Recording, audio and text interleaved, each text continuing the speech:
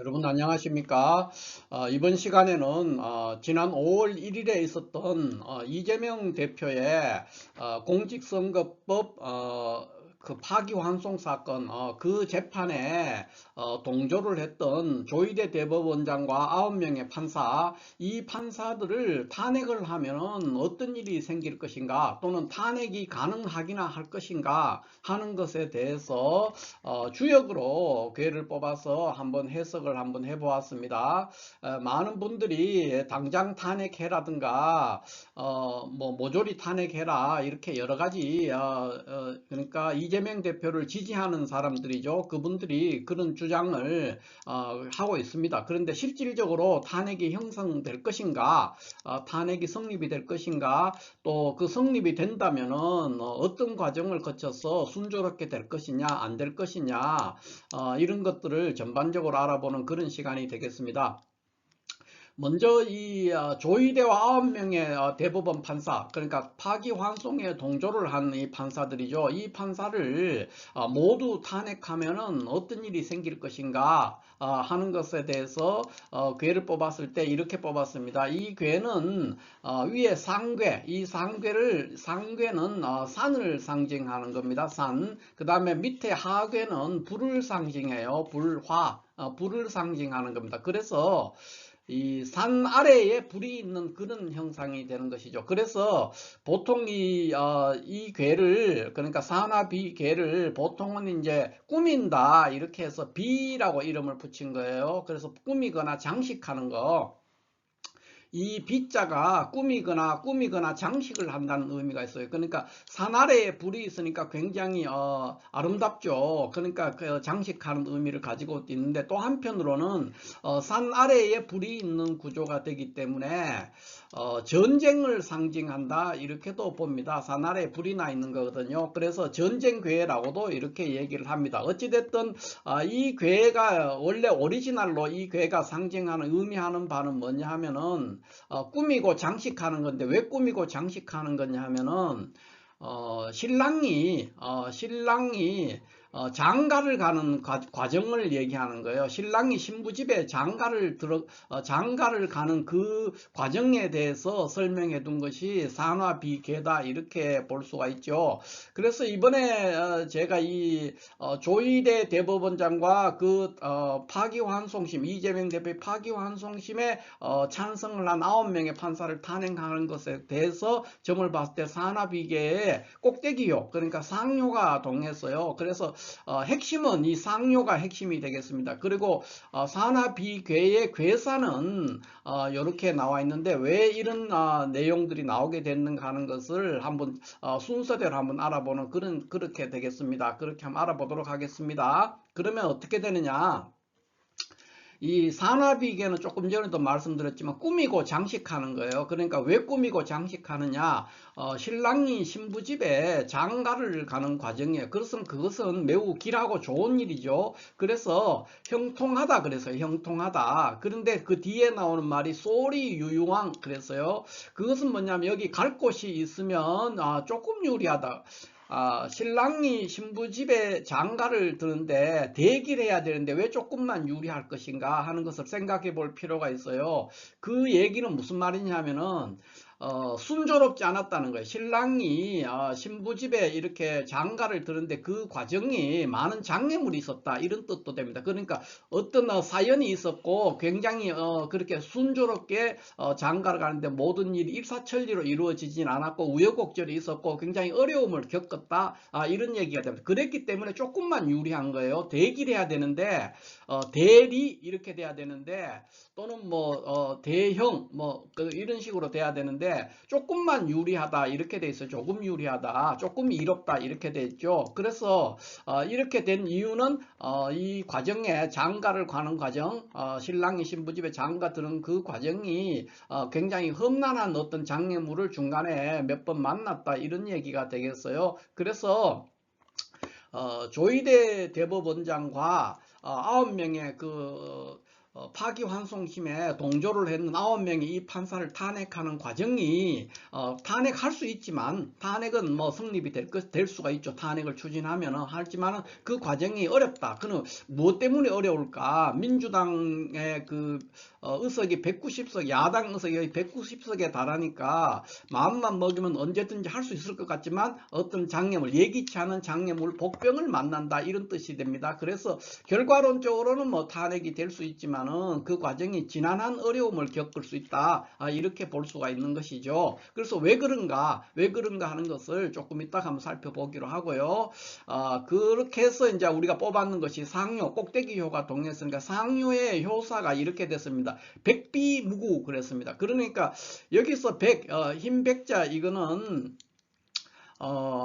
이거 희다는 뜻으로 해석하는 것이 아니라 이럴 때는 이제 진솔하다, 진솔을 하다 하는 그런 의미로 백을 해석을 해야 됩니다. 그러니까 또는 뭐 이게 화려하다, 화려하다 이렇게 해석하는 분도 있고 빛난다 뭐 이렇게 백자가 상징하는 것이 이런 여러 가지 뜻을 가지고 있거든요. 그래서 여기서는 이거를 화려하게 꾸민다 이렇게 얘기를 하기에는 조금 무리가 있고 그냥 사실대로 그러니까 소박하게 꾸민다 이런 뜻으로 해석하는 것이 더 낫습니다. 그래서 저는 이 구절을 백비무구를 진솔하다 이렇게 표현을 했습니다. 왜 그러냐면은 이 산화비괴의 꼭대기효예요.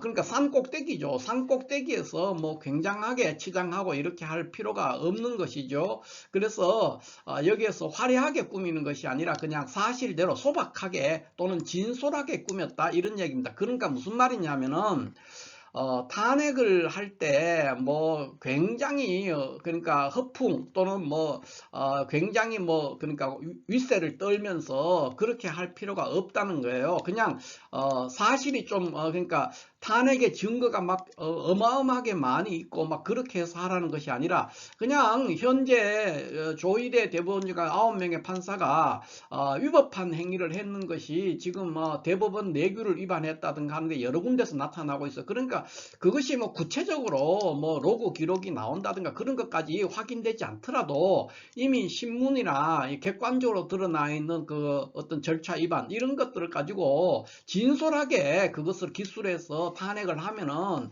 허물이 없다는 거예요. 일단 탄핵을 해야 된다는 거죠. 할 수가 있고 그렇게 너무 거창한 증거라든가 여러 가지 뭐 진술이나 그런 거를 확보할 필요가 없이 그냥 현재 일어난 상황을 솔직하고 진솔하고 또 담백하게 꾸며서 그러니까 소박하게 꾸며서 탄핵을 진행하면 탄핵이 될 것이다 이렇게 보는 것이죠. 그 결과가 무구 허물이 없다는 거예요. 해도 된다는 것이죠.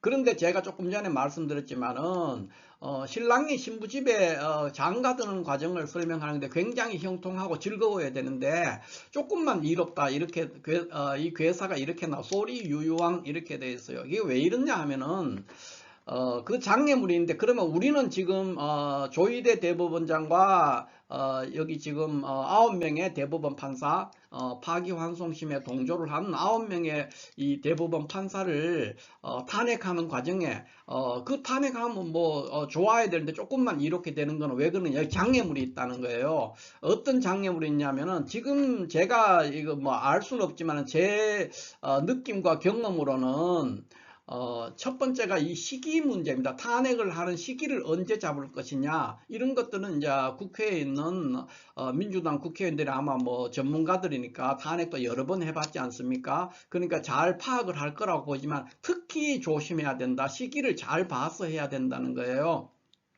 그러니까 너무 일찍 해서도 안 되고 너무 늦어서도 안 되지만 제가 볼 때는 적어도 이번 주 그러니까 5월 10일 이번 주말이 10일쯤 되는데 5월 10일 이전에 탄핵이 발의가 돼야 될 겁니다. 그렇게 되지 않으면은 여러 가지 난관에 봉착을 하는데 첫 번째 장애물이라고 하는 것은 뭐 이런 시기는 국회가 자동적으로 민주당 의원들이 너무 잘하기 때문에 뭐 5월 10일이 될지 11일이 될지 9일이 될지 그것은 제가 여기서 구체적으로 뭐 제시할 수는 없겠죠. 그러나 두 번째 장애는 있습니다. 두 번째 장애는 이 두 번째 장애는 우원식 국회의장입니다. 민주당 국회의원이 뭐 190명, 180명이 탄핵에 찬성해가지고 설사 이걸 탄핵을 발의를 했다고 치더라도 우원식 국회의장 한 명이 단 한 명이 반대를 하거나 뭐 증거가 부족하다든가 내용이 부실하다든가 탄핵의 조건이 되지 않는다 이런 핑계를 대면서 본회의 상정을 안 해버리면은 안건 상정을 안 해버리면은 탄핵 자체를 할 수가 없어요. 그러니까 아무리 190명이 들끓는 어떤 뜨거운 마음을 가지고 있을지라도 우원식이라는 국회의장 한 명이 반대하면은 안 되는 거예요. 이런 경험을 우리가 과거에 했었습니다. 윤석열 정부가 막 출범하려고 할 무렵에 그때 그 민주당 의석이 거의 그때도 한 180석이 있었단 말이에요. 그래서 충분히 통과를 시킬 수 있는데 지금의 그 검찰 개혁에 관한 것이죠. 검찰 수사권 조정과 관련되어 있는 법안을 통과시키려고 하는데 그 당시에 그 국회의장이 박병석이죠. 박병석이라는 사람이 민주당 출신이에요. 그런데 이 사람이 끝까지 버텼단 말이에요. 끝까지 그 윤석열 정부의 편을 들면서 상정을 안 해줬어요. 그래가지고 그 검찰개혁의 검찰청법이나 이런 거를 완전히 누더기로 만들어버린 거예요. 그냥 하나만한 누더기 법안을 만들어가지고 그래가지고는 통과를 시킨 거예요. 그러니까 통과된 게 의미가 없어진 거죠. 그래서 거기 보면은 검찰 수사권에 관해서도 뭐 등자를 넣게 해가지고는 한동훈 그 법무부 장관 이 등을 확대 해석해가지고는 지 멋대로 수사를 했단 말이에요. 온갖 짓을 다 하고 그런 일들을 하게 된 빌미를 주게 된 것이 박병석이라는 민주당인데 정말 다시 생각하고 싶지 않은 아주 지금의 이런 사람들의 뭐 버금가는 조이대나 이런 사람의 버금갈 정도의 인물이 박병석이 아니었나 저는 그렇게 생각이 듭니다. 그때 많은 분들이 그 정권이 이제 그 윤석열 대통령이 출범할 때 검찰 출신 대통령에게 많이 우려를 했어. 그렇다면은 검찰 개혁이 미완의 검찰 개혁 이거라도 하자 이렇게 해서 그때 많은 사람들이 그 개혁을 검찰 개혁을 하고 수사권 조정을 하라고 국회에다가 청원을 해서 민주당 의원들이 그게 호응을 했죠. 해가지고 법안을 하는데 이 박병석이라는 이 한 인간이 그거를 방해했어요. 그래서 결국은 뭐 법안은 통과됐지만 통과되는 자체가 의미가 없는 아주 누더기 그냥 형해화된 법안을 이제 통과를 시키게 된 거죠. 그런 또 그 과정이 굉장히 시간을 끌고 막 지지부진했어요. 그러니까 완전히 미칠 지경으로 만들었는데 그것이 가능하다는 겁니다. 그러니까 민주당이나 많은 사람들이 이 조이대와 구인 판사를 뭐 우리가 편의점에 가서 무슨 뭐 커피 한 잔을 꺼내가 사는 또는 뭐 볼펜 한 잔으로 사는 것처럼 그렇게 쉽게 생각을 합니다. 그런데 그렇지가 않습니다. 그러니까 우리가 지금 우리 내부에 있는 우원식도 역시 우원식 국회의장도 민주당 출신이거든요. 그런데 이 사람이 굉장히 야심이 있는 것처럼 보입니다. 제가 이렇게 보는 이유는 이 사람이 지난번에 한 달쯤 됐나요? 갑자기 개헌을 들고 나왔어요. 굉장히 그거는 의구심이 가는 거거든요. 국회의장이 그러니까 어떤 야심을 품지 않고는 그런 얘기를 할 수가 없는데 이것이 이제 민주당의 이재명의 지도 체제라는 게 견고할 때는 나오지 않는데 지금 굉장히 취약하지 않습니까? 그러면은 이런 사람들이 등장을 하게 돼요. 그래서 딴소리를 하는 거고 버티는 거예요. 그러면은 이런 조이대나 구인 판사를 탄핵을 하지 못하게 되고 탄핵을 하지 못하게 되면은 이재명 대표는 매우 위험한 처지에 빠질 수가 있는 것이죠. 물론 이재명 대표의 현재 그 운세, 사주상의 운세를 봤을 때는 전혀 그런 위험에 빠지지는 않을 것 같습니다. 그러니까 대통령에 출마하고 또 당선되는데 큰 무리가 없을 것이다. 무난히 당선되지 않을까. 또는 뭐 욕심을 내서 해석을 한다. 좀 더 확대 해석을 해본다면은 뭐 압도적인 표차로 당선될 가능성이 있습니다. 그렇지만은 지금 이런 어떤 여러 가지 내란 사태를 맞이해서 항상 변수가 있는데 지금 뭐 마음만 먹으면 민주당이 마음만 먹으면 뭐 내일이라도 탄핵할 것처럼 개별 국회의원들은 그런 생각을 해요. 그런데 막상 탄핵 발의를 하면은 이런 우원식이라는 사람이 적극적으로 나서줘야 되는데 우원식 국회의장이 뭐 탄핵이 성숙되지 않았다든가 탄핵의 증거가 부족하다든가 이런 하찮은 증거를 대 가지고 방해를 할 수가 있어요. 그렇게 되면은 탄핵이 뭐 그렇게 해서 한 2, 3일만 끌어도 되거든요. 우원식 의장이 탄핵에 발의하더라도 한 2, 3일만 시간을 끌어버리면은 지금 굉장히 촌각을 다투는 상황이기 때문에 벌써 5월 15일이 첫 재판의 기일이단 말이에요. 그러면 이날에 뭐 모든 걸 정리해 버릴 수도 있어요. 법원에서 고등법원 판사들도 전혀 지금 믿을 수가 없는 상황이에요. 왜 그러냐, 재판 진행하고 하는 이런 일정 잡고 하는 것이 일반적이고 통상적인 방법이 아니에요. 지금 하는 것들이 그런 것들을 봤을 때 믿을 수 있는 것이 없어요. 그래서 민주당은 우원식 국회의장을 잘 설득해야 되고 그런 일이 없도록 하고, 우원식 의장이 뭐 설사 탄핵에 동의를 하더라도 2, 3일을 끌어가지고 해버리면은 시기적으로 안 되는 거예요. 가장 중요한 게 시기의 문제입니다. 지금은 시기를 놓쳐서 탄핵을 한다는 것이 지난번에 검찰 개혁을 할 때 박병석이가 했던 거 똑같이 결국은 의미가 없는 일을 하게 되는 그런 일이 있어서는 안 될 것이다, 이렇게 보여집니다. 그래서 여기에도 보면은 너무 많은 진솔하게 꾸미니까 허물이 없다 그랬습니다. 백비무구 그랬기 때문에, 그러니까 너무 거창한 증거라든가 확고한 증거 그런 거 필요 없는 거예요. 그냥 지금 뭐 뉴스에 나온 거 그것만으로도 탄핵을 하고 탄핵이 기각되면은 또 탄핵하고 그렇게 하면 되는데, 너무 그 상대방은 지금 뭐 막 나가는 상태인데 민주당 자꾸 법과 뭐 이런 원칙이나 뭐 이런 거를 자꾸 품위를 유지하려고 하는 그런 게 아주 안타까운 문제가 있습니다. 그래서 제가 오늘 이 댄스에 관한 걸로 한번 비유를 해보려고 해요. 그래서 우리가 그 상대방이 있는 이 춤, 그런 걸 우리가 정치도 파트너 댄스하고 굉장히 비슷해요. 파트너 댄스라고 하는 것은 뭐 이렇게 많이 있죠. 많이인데 대표적인 게 왈츠라든가 탱고라든가 이런 뭐 차차차 이런 거 다 파트너가 있는 댄스죠. 그래서 이 파트너 댄스에 해당되는 것이 정치입니다. 그래서 왈츠나 탱고 같은 경우에는 굉장히 품위도 있고 서로가 주고받고 밀고 당기고 또 거기에서는 많은 교감이 일어나고 서로가 거래와 흥정을 하는 그런 현상이 정치잖아요.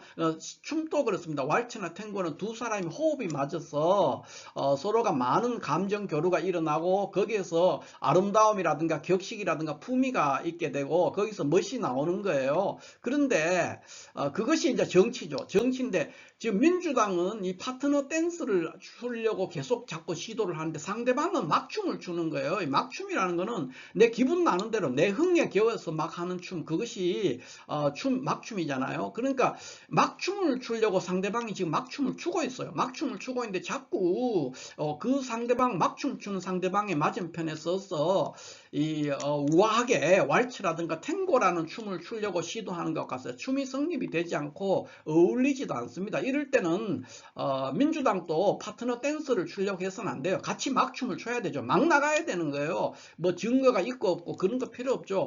지금 뉴스를 보면은 뭐 고등법원 판사들부터 상황을 봐서 탄핵을 하는 그런 식으로 뉴스가 나오고 있어요. 그렇다면은 고등법원 판사도 마찬가지예요. 그러니까 시기가 가장 중요해요. 시기를 잘못해가지고 놓치고 있는 것이 지금 우원식인데, 우원식 국회의장이 여러 가지 뭐 조건이 성숙되지 않았다든가 줄탄핵이라든가 이런 얘기에 동조를 해서 이 탄핵을 만약에 발의를, 그러니까 상정을 안 해버리는 사태, 그것을 미연에 방지하는 것이 매우 필요하다, 이렇게 볼 수 있고, 뭐 지금 뭐 국민의힘이나 이런 곳에서는 이제 계속 얘기한 게 줄탄핵 얘기하잖아요. 줄탄핵에 대해서 두려워할 필요가 없죠. 강도가 뭐 한 명이면 한 명만 잡지만은, 경찰이 강도를 잡을 때 한 명이면 한 명만 잡지만 강도가 100명이면은 연속으로 오늘도 잡고 내일도 잡고 모레도 잡고 계속 잡아야 되는 거예요. 줄 체포해야 되는 것이죠. 그런 거 똑같습니다. 그러니까 줄탄핵이라든가 이런 사소한 어떤 비난에 위축이 돼서 안 하면 안 됩니다. 지금 뭐 그러니까 막춤을 추는 상대방을 만나서 나도 막춤을 추고 막 나가야 춤이 오히려 막춤 추는 사람들의 맞은편에서 같이 막춤을 췄을 때 어울릴 수가 있죠. 그런데 막춤 추는 상대방의 손을 잡고는 자꾸 왈츠나 탱고를 추려고 하면은 스텝도 꼬이고 아무것도 안 되는 거예요. 그래서 이것을 명심을 해야 된다 이렇게 보여지고, 이번에 그 조희대 대법원장이 일종의 그 3차 내란이라고 하는데, 이 사람이 했는 구인의 판사, 조희대와 구인의 판사를 보면은 이 사람들이 전혀 뭐 전적으로 나쁜 일을 했다고는 볼 수가 없어요. 이 중에 좋은 일도 했죠. 이 법원 개혁은 정말로 어려운데 이 법원을 개혁할 수 있는 큰 실마리와 어떤 동력을 제공했다 이렇게 보는 면에서는 이분들의 이재명 대표에 대한 파기환송은 큰 공을 세운 일면이 있다. 물론 이분들이 전혀 원하지 않은 결과죠. 그래서 법원 개혁을 지금 병행해서 지금 당장 추진을 해야 되죠. 이런 것들은 효과가 있든 없든 간에 이런 거를 함으로써 법원에 있는 다른 판사들이나 구성원들이 경각심을 가질 수가 있는 거예요. 그래서 이것은 당장의 효과가 나오진 않지만 법안을 발의하고 토론을 하고 법원을 이 법안들을 개정을 해서 상정할 필요가 있습니다. 첫 번째가 제가 보면 프랑스는 대법관이 200명이에요. 그 다음에 스페인은 지금 한 80명 정도가 됩니다. 그래서 우리도 대법관을 50명 이상 뭐 아니면 80명 정도를 증원할 필요가 있다 이렇게 보여지고, 이거에 대해서 뭐 비용이 너무 많이 든다든가 이런 진짜 황당한 주장을 하는 그 민주당 계열에 있는 패널들도 있고 그래요. 그거 한심스러운 건데, 아니 스페인이나 프랑스보다 대한민국이 못한 이유가 뭐예요? 뭐가 모자랍니까? 지금 뭐 경제가 안 됩니까? 그 80명 월급 주는 게 돈이 없습니까? 뭐 그렇다면은 지금 이 대법원 판사들의 처우라든가 이런 걸 다 장관급으로 하는데 그거를 뭐 국장급이라 이렇게 낮추면 돼요. 뭐 그리고 월급을 줄이면 되죠. 200명의 그 월급을 그게 안 된다면. 그러니까 이런 것들은 언제든지 할 수 있게 지금 법안을 당장에 발의를 해야 된다는 거고요. 그 다음에 법원의 판결에 대해서 당연히 헌법 소원을 할 수 있게 해서 법원을 제어할 필요가 있다 이렇게 보여집니다. 그 다음에 지금 그 대법원장의 임기가 70세예요. 그래서 이런 것들이 너무 문제가 됩니다. 그래서 이런 것도 일반 공무원이 60세니까 뭐 공무원보다 좀 더 한 65세 정도를 하든지 이것도 정년을 조정하는 게 반드시 필요하고요. 네 번째로 대법관 중에서 왜 대법원 판사가 항상 뭐 변호사 자격이 있어야 되고 뭐 법조에 30년이나 20년이나 이런 식으로 몇 년 있어야 돼, 그런 식으로 할 필요가 뭐가 있겠어요. 법학 그 로스쿨에 있는 교수들도 대법관을 할 수 있어야 되고, 또 전혀 법률과 관계없는 뭐 운동을 했던 사람이라든가 예술가라든가 또는 과학자라든가 이런 사람들도 일정 비율, 예를 들어 한 30% 정도는 대법원 판사를 이렇게 50명 이상 뭐 또는 한 80명 이렇게 임명하면 이 중에 한 30%는 이런 그러니까 법률과 전혀 관계없는 사람 중에서 사회 원로들이라든가 다른 분야에서 많은 경험이나 지식을 갖고 있는 분들이 대법원 판사로 임명되는 것이 사회의 다양성 이런 것을 추구한다는 측면에서 매우 바람직스럽다고 보여져요. 비법률가가 대법원 판사가 될지라도 거기에 재판을 보조하는 재판 연구관들을 한 뭐 5, 6명을 배치를 해두면은 충분히 좋은 재판이 연구돼서 엉뚱한 재판을 하지 않습니다. 그리고 대법원 판사는 그거에 대해서 상식에 맞는 것만 판단하면 되거든요. 이것이 맞다. 근데 그거는 뭐 운동을 하는 사람이든 과학자든 예술가든 그림 그리는 사람도 할 수 있죠. 세상 뭐 한 60살쯤 살았는 사람들이면 세상의 옳고 그름을 판단하는 거는 오히려 대법원 판사들처럼 평생 법조에서 종사해서 한쪽밖에 모르는 그런 사람들보다는 훨씬 합리적인 판단을 할 수가 있습니다. 그래서 꼭 이 부분을 관철을 시켰으면 좋겠어요. 대법관은 다른 법원 그러니까 지방법원이나 고등법원 같은 경우에는 그렇게 하지 않더라도 대법원 판사는 적어도 한 30% 정도는 이 대법원 그러니까 법률가와 전혀 관계없는 법을 전혀 모르는 사람일지라도 재판 연구관을 배치를 해서 보조를 하면 충분히 좋은 판결을 내릴 수 있는 그런 그것이 가능하다고 보여집니다. 그래서 이런 것 이외에도 뭐 법원 개혁이 많이 있을 수 있지만 이런 것들을 중심으로 해서 한번 살펴볼 필요가 있다. 이렇게 볼 수 있죠. 아무튼 지금 보면은 뭐 청문회를 연다든가 뭐 특검을 도입한다든가 하는 물론 그런 것들이 필요해요. 그런 것들은 병행해서 하지만은 그런 건 당장에 아무 효과도 없는 거예요. 그냥 그런 것은 여론을 환기하는 데 있어서는 도움이 되겠지만은 나머지 부분에서 지금 당장에 이 선거를 치러야 되는 이 입장에서는 대선을 6월 3일인데 그 상황에서는 무사히 국민 주권이 실현되게 하는 데 있어서는 아무런 도움이 되지 않습니다. 그런 거 다 어떻게 보면은 한가한 얘기들이고, 지금 당장에는 조의대와 9명의 판사 이것을 탄핵하는 것이 문제인데, 그 시기는 민주당 국회의원들이 잘 알아서 판단을 해야 되지만, 다만 이 복병이 있기 때문에 우원식 국회의장을 설득하는 문제, 이게 가장 큰 문제고요.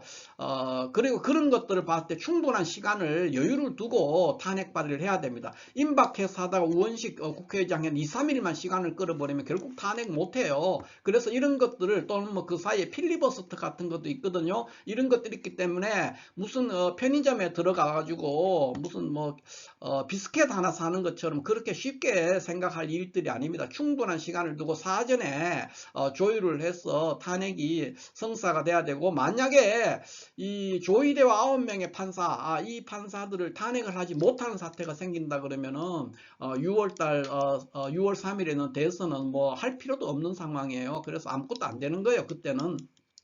그러니까 내란이 성공하게 되는 결과가 된다, 이렇게 볼 수가 있는 것이죠. 그래서 지금 여기에 지금 산화비계의 상뇨 꼭대기효가 동했는데도, 이 상뇨라는 것은 원래가 음효가 있는 자리에요. 음료가 있는 자리에 양료가 있기 때문에 이것이 아주 강력한 힘을 갖고 있지는 않아요. 그래서 적극적으로 나서지를 못하고 일이 지지부진하게 될 가능성이 있다는 거예요. 그렇기 때문에 특히 민주당에서 이걸 바라보고 있는 사람들은 말만 뭐 만반의 준비를 하고 있다, 뭐 이런 얘기들, 또는 뭐 좌시하지 않겠다, 엄중하게, 이런 거 필요 없는 거예요. 행동해야 돼요. 지금은 행동해서 구체적으로 항상 내일이라도, 지금 1시간 후에라도 탄핵 결의를 할 수 있는 그런 상황이 돼야 됩니다. 지금은 얼마 전에도 최상목 부총리 투표를 국회에서 탄핵 표결 중에 사의가 나와서 무산시켜 버리잖아요. 이런 것들이 있기 때문에 충분한 시간을 가지고 사전에 대비를 해야 된다, 이렇게 볼 수가 있겠습니다. 자, 이렇게 해서 오늘은 조의대 대법원장과 9명의 판사를 탄핵을 한다면 어떤 일이 생길 것인가 하는 것에 대해서 이렇게 산화비계 상뇨가 동해서 이렇게 나왔습니다. 이것을 제가 설명을 드렸고요.